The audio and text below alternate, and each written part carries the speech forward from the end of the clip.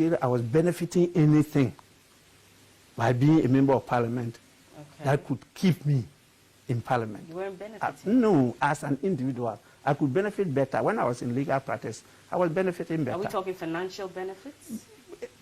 Even satisfaction. What you get in life is satisfaction, the happiness of doing something you love doing. Okay? But I don't like being referred to as a liar because I'm a politician. You understand? And that was coming constantly? Constantly, on daily basis, all over. And you cannot blame those who were saying it. Because you could see that politicians have behaved in that way. Was it not because maybe you weren't giving the people what you were telling them you were going to Exactly. give them? And that's what I just said. You know, the politicians are providing the evidence to support those statements. So, you know, sometimes you feel so sad that you are part of it. Do you regret? And that, well, yes, no. Yes, because of some of these aberrations. No, because at least my people have shown a lot of love and trust in me. We built up a very enviable bond. We work together, and when I go home, I'm still giving that respect and love, and I appreciate it a lot. Nationally, a lot of people have always come, very, very senior, respectable citizens have always come to me, congratulating me and encouraging me to keep on doing what I'm doing. And so I get satisfaction from it. But as I move around internationally, I see Ghana losing its position. You know, you see it keep on saying that we are a model of democracy in Africa. I don't know. Now we've gone back.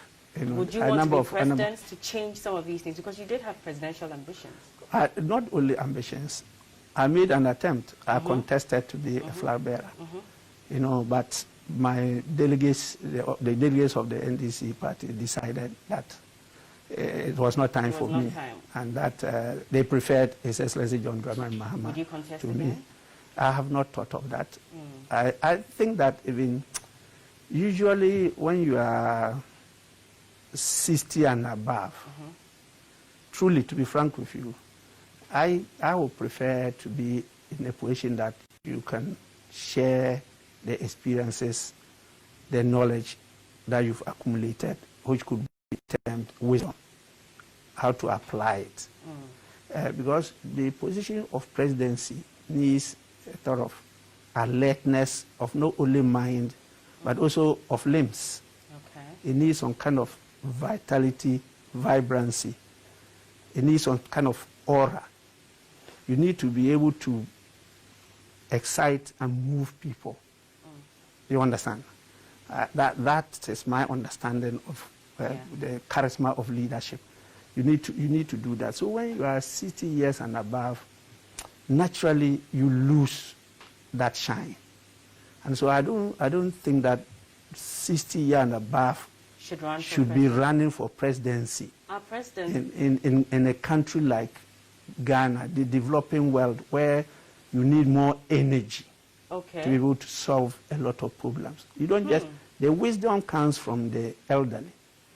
But at that time where you have to run around the country and do so many things, no, you will not have that. So then it was wrong for President Akufo-Addo to have run then? Well, it's for his party to decide, but for me, would have advised. So Ghanaians should go in for younger people? In future, yes. In future, I will support that we move towards younger leadership. Should we review the constitution then to allow much younger people? Because now the cutoff is what, 40? You could go into that. Yeah, 40 years is okay. We shouldn't go below that? 35? No, I have no problem with people in Ghana. Have Jerry was how many years? He was 33 years. Even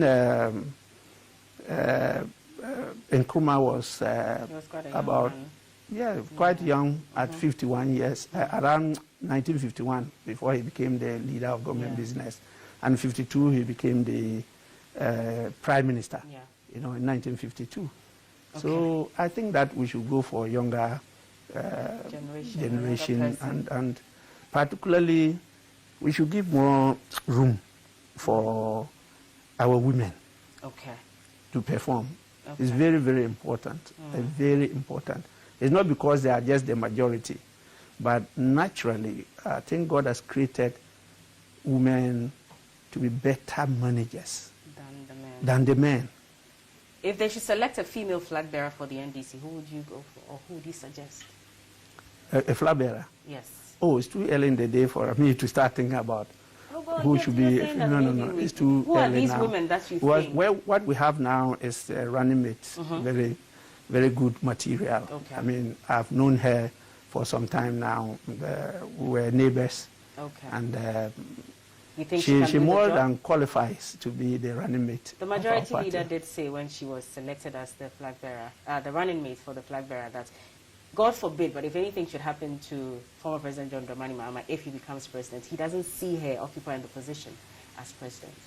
Well, he knows the position of the party, and if former President Mahama was president, and God forbid something untoward happens to him, the Constitution is very clear as to who should be the president. But he so he was just being partisan. No, okay. The vice president steps into the shoe of the president. That's how John Mahama became president. Of course, but so that's the Constitution. In the selection it's not process, what he says. No, at that time, you don't do selection. The Constitution is very clear on who should take over. No, what he meant was that in the NDC in selecting its flag bearer should have considered who can step in at a time if anything should happen to the president. And so he would have thought that Honorable Betty Moldy Drisu or even Honorable Hannah Tete would have been better candidates for the VP position instead of the professor. Well, he doesn't know what went into the selection process. He doesn't know. And, you know, his perspective is different from that of the NDC. And there are a lot of things we took into consideration before we arrived at Nana. Nana is an excellent material. And that was actually a masterstroke. So I think that after these governments, we should consider a lady being the president of Ghana. Absolutely. You can even look at the countries that during the course of COVID-19. Yes. And which countries have performed New Zealand, better. Yeah, and all those ones, it's not only that, historically, that has always been the situation. You don't even need to look at countries. Look at your home. Those who are married can tell you that if not for the women, the families would have run into serious problems. So I would totally go for a woman as president of Ghana.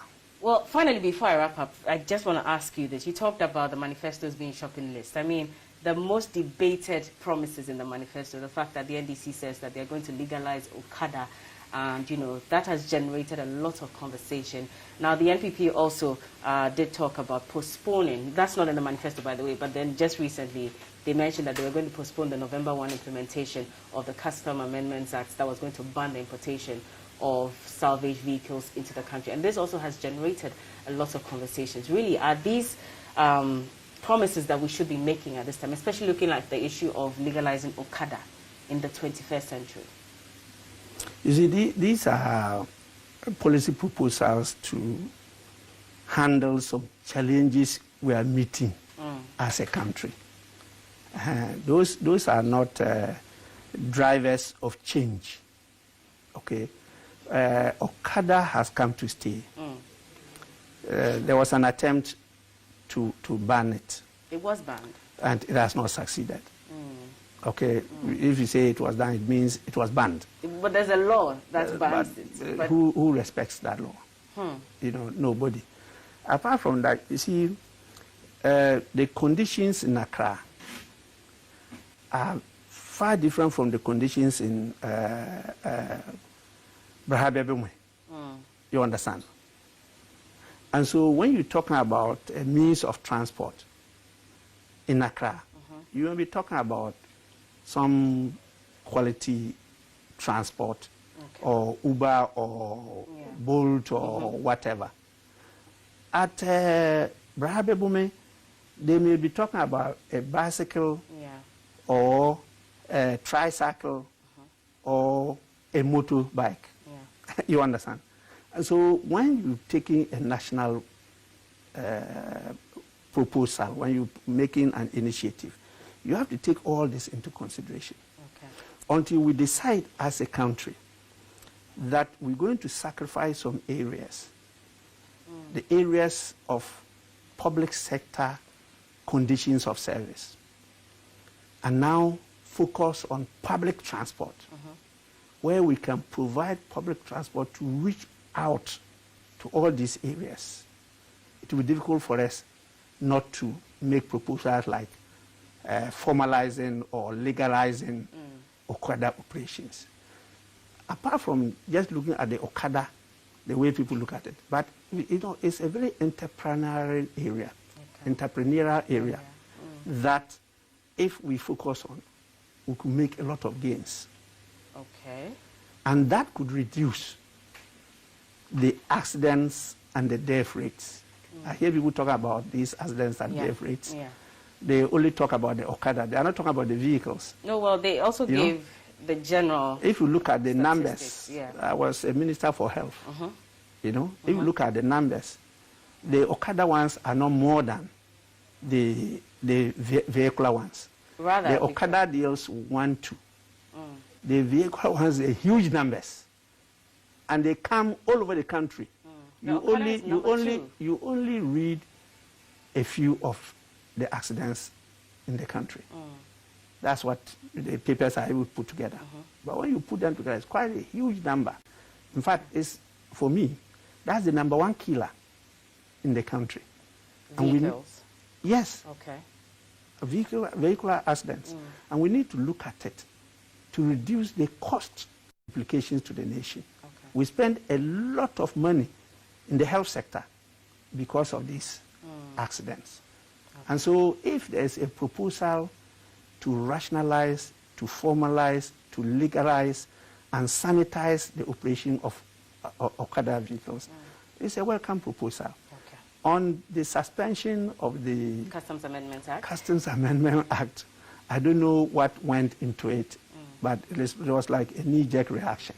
Okay. There were good reasons why they wanted to do that, including some of these things about accidents and the rest. But, the cause of accidents not only because of the state of the vehicles on the roads. There are a lot of things that we have to look at. And so even though that thing came through, I think it was a wrong move. We have to look at it comprehensively. Okay. And so for them to now backtrack and say, oh, we suspended it. In fact, they should have come back to Parliament to repeat and say that, no, you think that this was a wrong proposal. Okay. And so we are doing away with the law. Do not allow it, but look at it comprehensively to make sure that the people who are put in charge are constantly undergoing some training and some monitoring and evaluation. There's also the state of the roads. We also have to look at the passengers. And as I said, focus more on public transport than private. All right. Honorable, thank you so much for spending so much time with us on the Candidates Today on TV3 New Day. I've been speaking to Honorable Alban Sumana Kingsford Bagbin. He is the MP incumbent for Nadoli Kaleu constituency. And thank you so much for your time. I wish you the very best. You're always welcome. All right, there's more coming your way.